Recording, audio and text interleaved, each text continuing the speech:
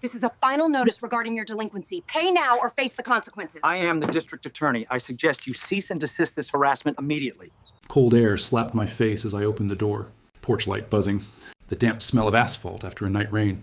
A phone camera flashed inches from my eyes. There she was. The neighbor with the rigid ponytail and a clipboard. She shouted my full name like a siren. Then she read my address and jobbed to the camera. She posted it live in the HOA group.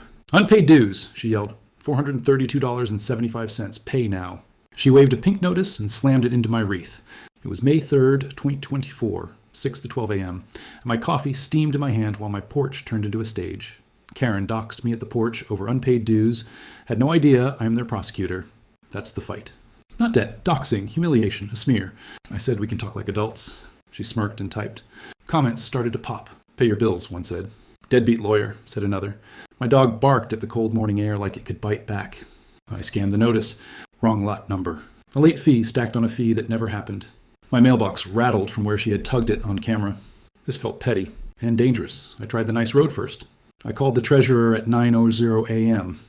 Her voicemail was calm and empty. I emailed the board. No answer. That night, I walked to the clubhouse.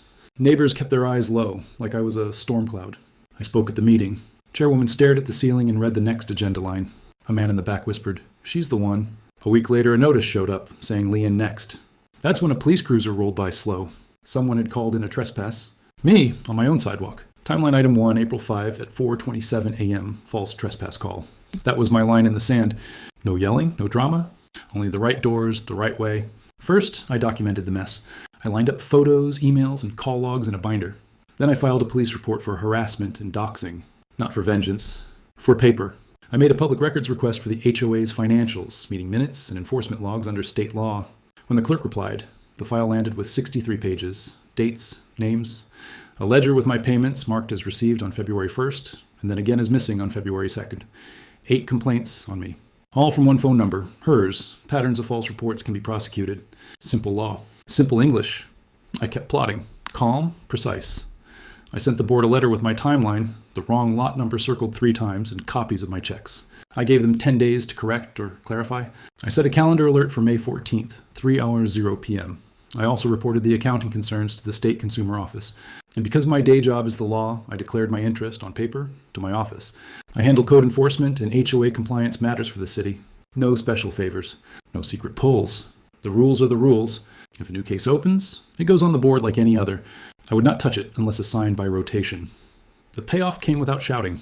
The board scheduled a special clarity meeting on May 15th at 7:30 p.m. The room smelled like dry erase markers and cheap coffee. Karen sat front row with that phone again. She started reading my info out loud again and bragging about the lien. I waited. At 7:41 p.m., the door opened. A city inspector walked in with the sergeant from our neighborhood detail. The inspector asked for the treasurer. The sergeant asked for Karen by legal name, not the nickname everyone used. Then he looked at me, paused and nodded. The inspector placed a packet on the table. Audit notice.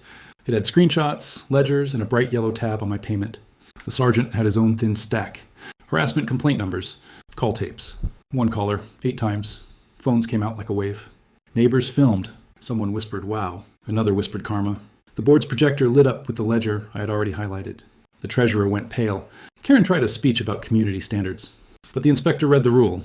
Dues records must be accurate and accessible to members on request. The sergeant read the law on false reports in a voice so flat it cut.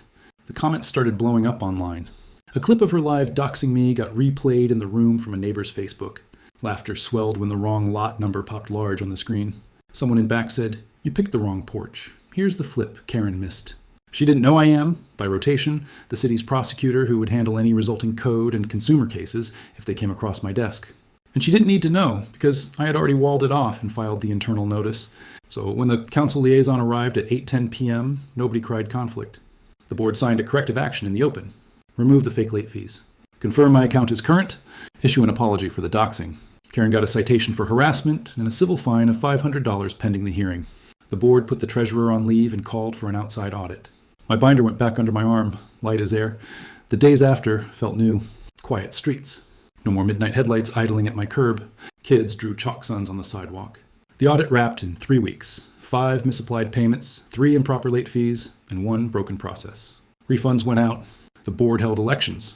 Karen lost her committee seat by 27 votes and got a no-contact order with me and 2 other neighbors. We planted hydrangeas by the mailbox she yanked and fixed the squeak in the gate. On a warm Friday at 6 to 18 p.m., Mrs. Alvarez from across the way brought me a plate of cookies and said we can breathe again. I smiled, took a bite, and decided the porch is for peace, not battles. Please follow for more HOA showdowns like this. Do you think she got what she deserves? Comment below.